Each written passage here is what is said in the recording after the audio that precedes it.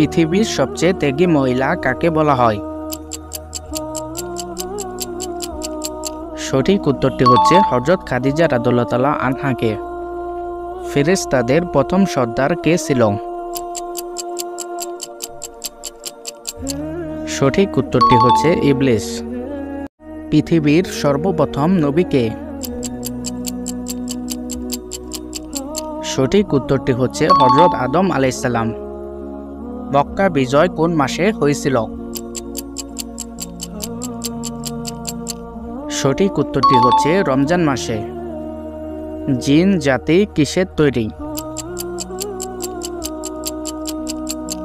সঠিক উত্তরটি হচ্ছে আগুনের তৈরি। মানুষের মৃত্যু হলে কবরে তাকে কয়টি প্রশ্ন করা হবে?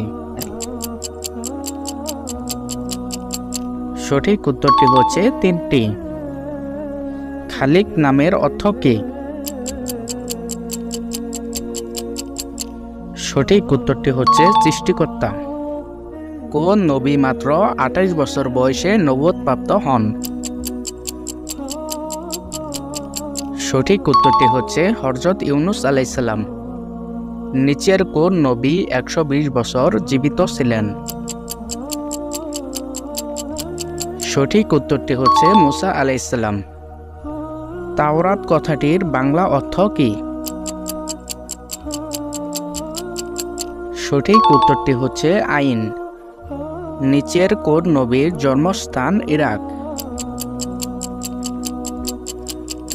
সঠিক উত্তরটি হচ্ছে হযরত ইব্রাহিম আলাইহিস সালাম এর জন্মস্থান ইরাক। হযরত ইব্রাহিম আলাইহিস সালামকে কি নামে আখ্যায়িত করা হয়েছে? সঠিক উত্তরটি হচ্ছে বহু নবীর পিতা। রাসূল সাল্লাল্লাহু আলাইহি ওয়াসাল্লাম এর চেহারার সাথে কোন নবীর চেহারা মিল ছিল? সঠিক উত্তরটি হচ্ছে হযরত ইব্রাহিম আলাইহিস সালাম এর সঙ্গে মিল ছিল। কোন নবী মেহমান ছাড়া খাবার খেতেন না? সঠিক উত্তরটি হচ্ছে হযরত ইব্রাহিম আলাইহিস সালাম মেহমান ছাড়া খাবার খেতেন না। কোন সূরা ব্যতীত নামাজ হয় না? সঠিক উত্তরটি হচ্ছে সূরা ফাতিহা ব্যতীত নামাজ হয় না। জান্নাতের স্তর কয়টি? সঠিক উত্তরটি হচ্ছে 8টি। মানুষের ঈমান কমে এবং বাড়ে কথাটি কি? সঠিক উত্তরটি হচ্ছে কথাটি সঠিক। আল আমিন কথাটির অর্থ কি? সঠিক উত্তরটি হচ্ছে বিশ্বস্ত।